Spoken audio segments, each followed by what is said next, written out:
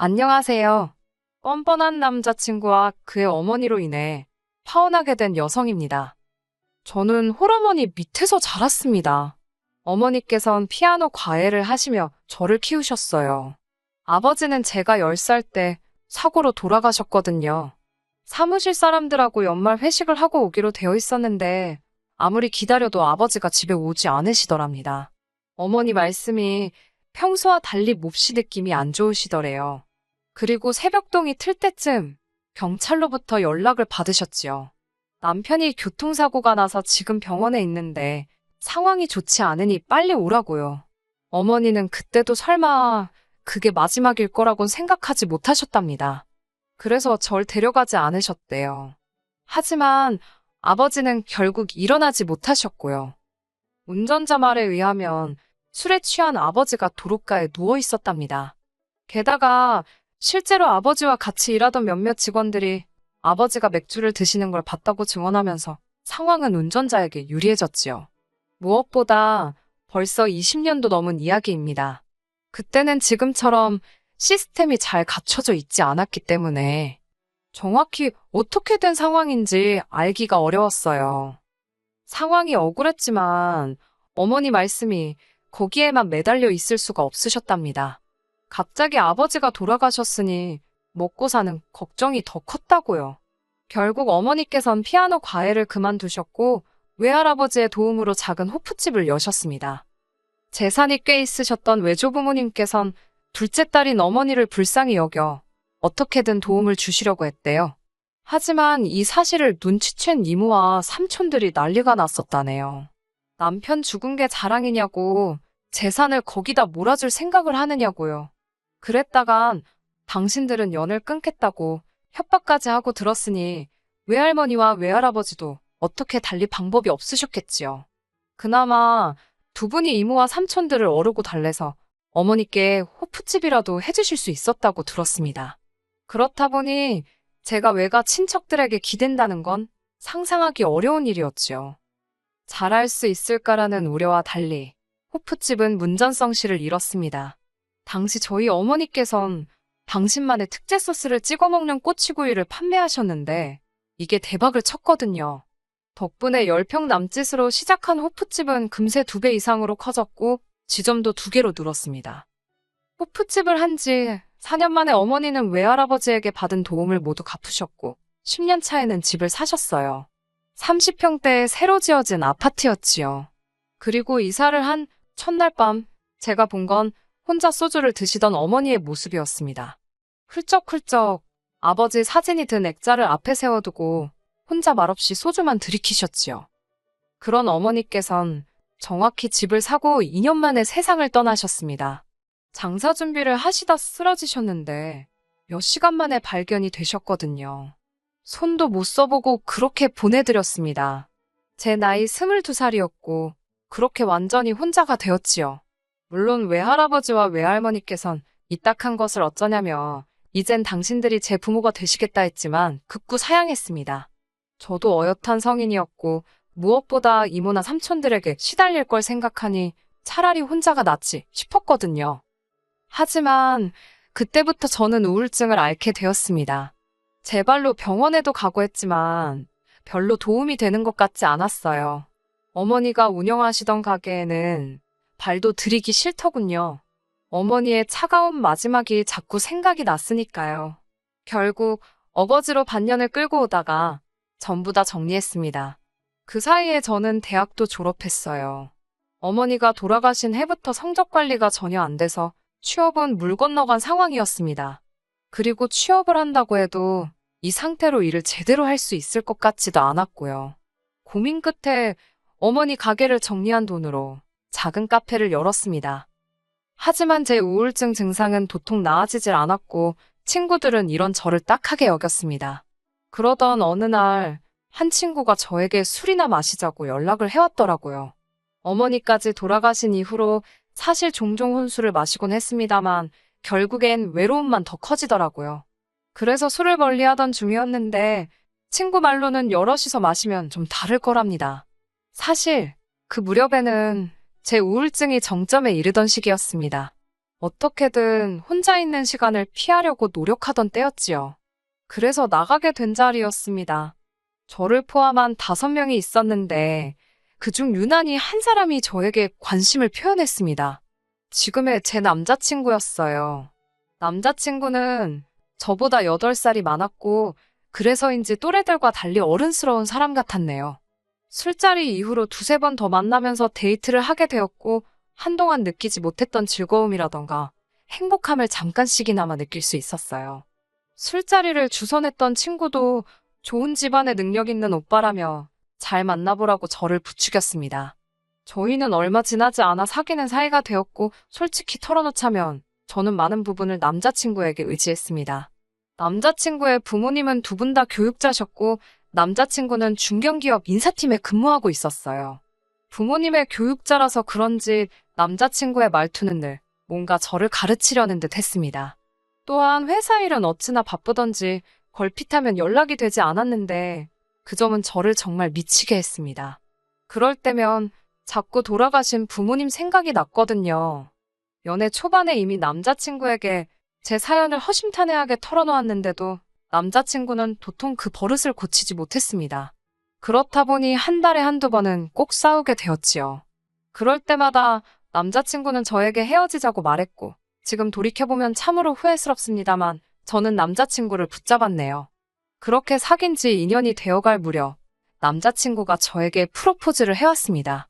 솔직히 왜 결혼하자는 이야기를 안 할까 싶어서 노심초사하고 있었기에 남자친구의 프로포즈가 얼마나 반갑고 기뻤는지 몰라요. 저는 2번 생각지도 않고 그 프로포즈를 받아들였지요. 말 그대로 감격에 눈물을 흘리면서 말이에요. 그리고 2주가 지난 뒤 어머님 아버님께 인사를 드리러 가게 되었습니다. 첫인상은 평범하신 분들이었어요.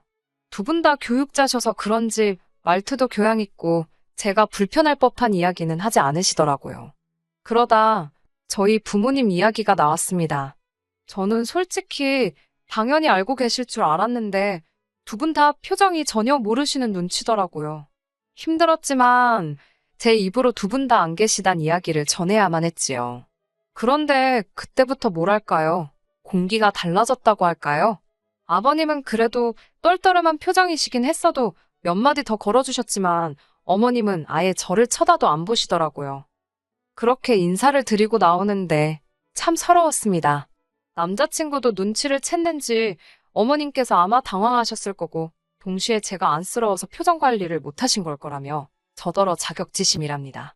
왜 그렇게 부정적으로 받아들이냐고 저에게 너무 나쁜 쪽으로만 생각하지 말라고요. 이후로 얼마 뒤 평소처럼 카페에서 일을 하고 있는데 남자친구가 말도 없이 어머님을 모시고 왔더라고요. 남자친구 딴에는 제가 그래도 경제력이 있다는 걸 보여주고 싶었던 모양입니다. 하지만 손님들도 제법 있었고 어머님께만 신경을 써드릴 상황이 못 되었어요. 1시간쯤 지나 손님들이 어느 정도 빠지고 나서야 대화를 나눌 수 있었지요. 어머님께서 장사는 잘 되냐고 물어보시면서 저희 어머니가 돌아가실 때 제 앞으로 뭐 남겨놓으신 재산 같은 건 없냐고 단도직입적으로 물어보시더라고요. 아직 남자친구에게도 제대로 말한 적 없던 이야기라 대충 얼버무려서 상황을 넘겨야 했습니다. 사실 남자친구도 저에게 비슷한 질문을 몇 번인가 한 적이 있었습니다. 카페는 무슨 돈으로 차린 거냐? 지금 사는 집은 전세냐 월세냐? 카페 하면서 얼마나 버냐? 솔직히 결혼 이야기가 오가기 전에는 어찌 보면 민감한 부분이라 말하지 않았었고요. 결혼 이야기가 나온 뒤로는 갑자기 재산 이야기를 하는 것도 웃겨서 타이밍을 재고 있었달까요? 그런데 어머님께서 먼저 그런 질문을 하시니 당황스러워서 말이 잘 안 나오더라고요. 그래서 의도치 않게 얼버무리게 되었지요. 그런데 제 대답이 어머님께 탐탁치 못했던 모양입니다. 다시 저에게 한마디도 하지 않으셨으니까요. 이후로 한 달쯤 지난 추석이었습니다. 남자친구 집은 1년에 6번 제사를 지낸다고 들었거든요.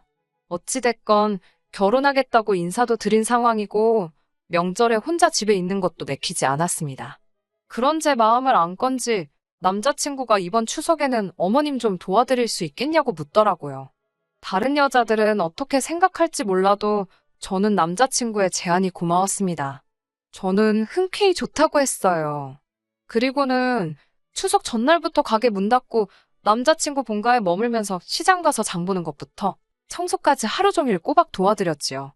아버님께서는 어머님더러 당신 아주 며느리 복이 있는가 보다고 저에게도 기특하다, 장하다, 요즘 애들 같지 않다며 싱글벙글 좋아하셨습니다. 청소까지 마치고 나니 어느덧 밤 10시가 다 되었고 손님방에서 자게 되었어요. 그런데 다음날 어머님께서 저더러 아침 먹었으면 슬슬 집에 가라고 하시더군요. 솔직히 서운한 마음이 들기 전에 당황스러웠습니다. 당연히 명절을 같이 보낼 줄 알았고 친척분들한테 인사도 드리겠거니 생각했거든요. 하지만 어머님께선 사람 일이 어찌 될 줄 알고 결혼도 안 했는데 인사를 하냐며 어른들이 흉본다고 하시더라고요. 서럽고 구차한 마음에 결국 제가 먼저 인사드리고 나왔습니다. 남자친구도 따라 나오지는 않고 현관 앞에서 조심히 가라고 하더라고요. 남자친구의 입장을 이해 못하는 것도 아니었고 어머님의 말씀도 무슨 의미인지 알아는 들었지만 참 서글펐네요. 게다가 생각지도 못한 문제가 또 저를 기다리고 있었습니다. 그건 바로 남자친구의 재정 상황이었어요. 나이도 저보다 8살이나 많았고 성실하게 직장 생활을 하고 있었으니 당연히 어느 정도 모아둔 돈도 있을 거라고 짐작했지요.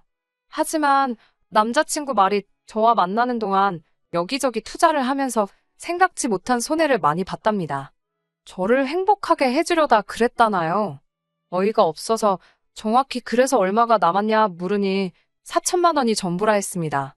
제가 실망한 표정을 감추지 못하자 너는 얼마나 모았냐고 속물이냐면서 표정이 그게 뭐냐고 짜증을 내더라고요. 어찌됐건 남자친구가 결혼 상대였으니 계속 숨기기도 그래서 저는 고민 끝에 제 앞으로 아파트가 있다고 말했습니다. 어머니가 떠나신 이후로 계속 빈집 상태로 있던 곳이지요. 곳곳에 어머니와의 추억이 깃든 그 큰 집에서 혼자 있자니 부모님 생각도 너무 많이 나고 그럴수록 점점 더 우울해지더라고요.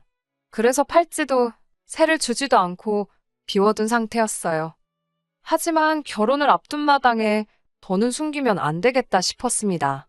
그래서 아파트뿐만 아니라 그 밖에 대략적인 재정 상황을 털어놓았어요.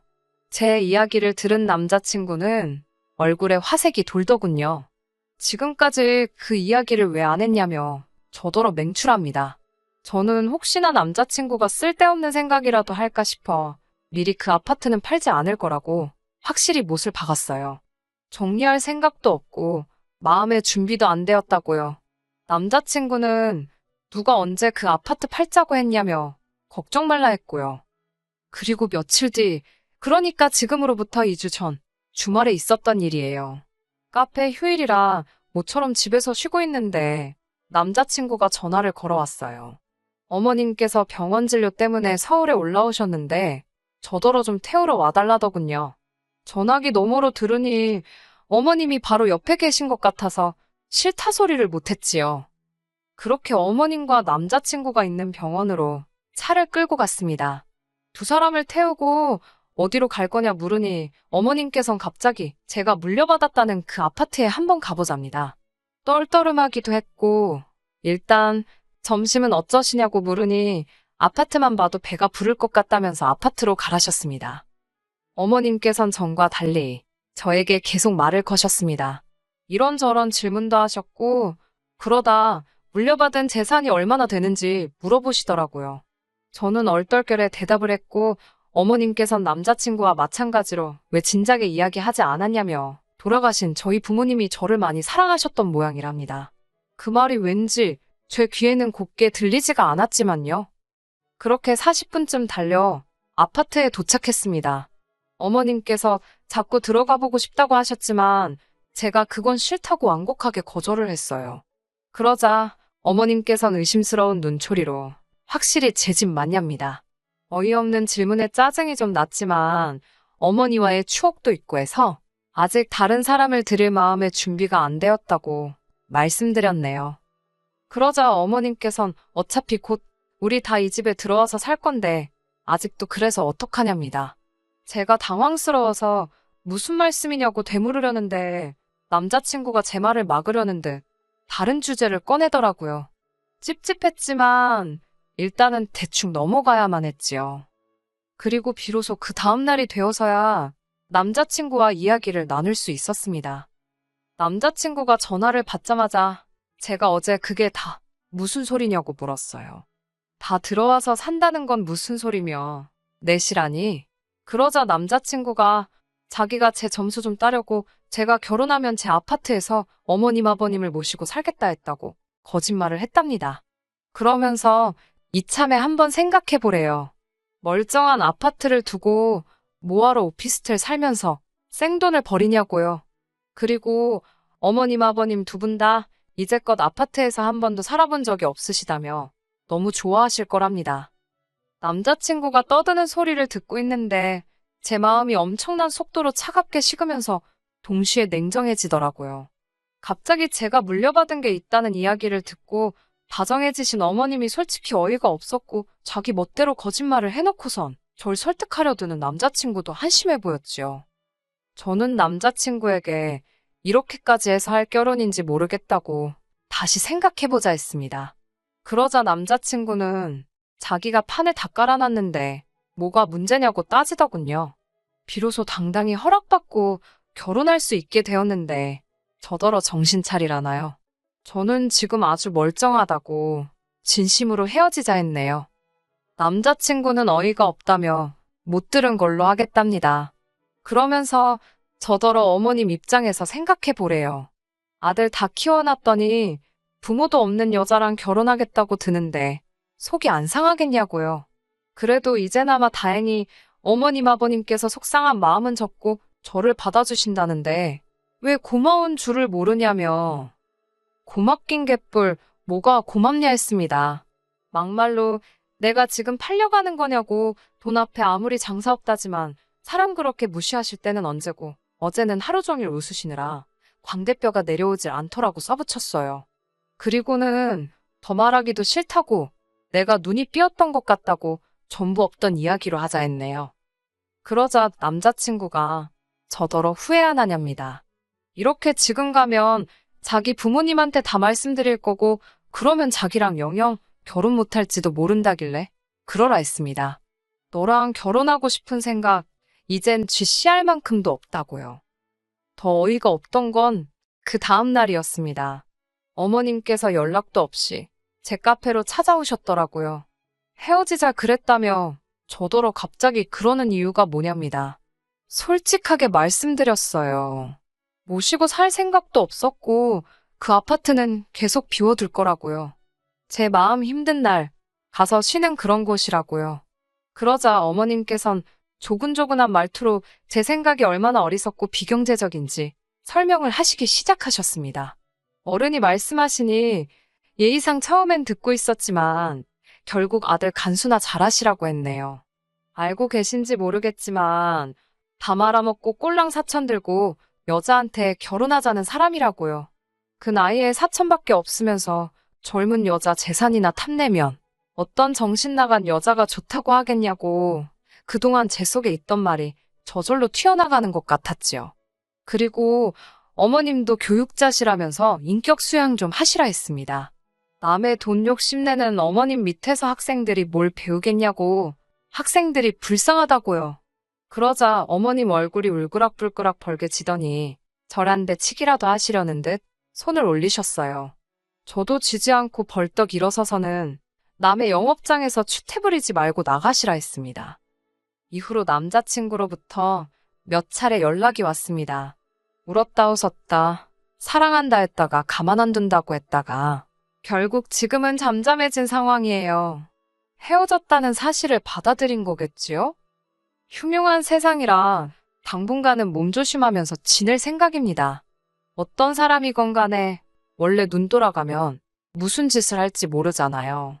카페도 당분간은 쉬면서 여행이라도 다녀올 생각입니다.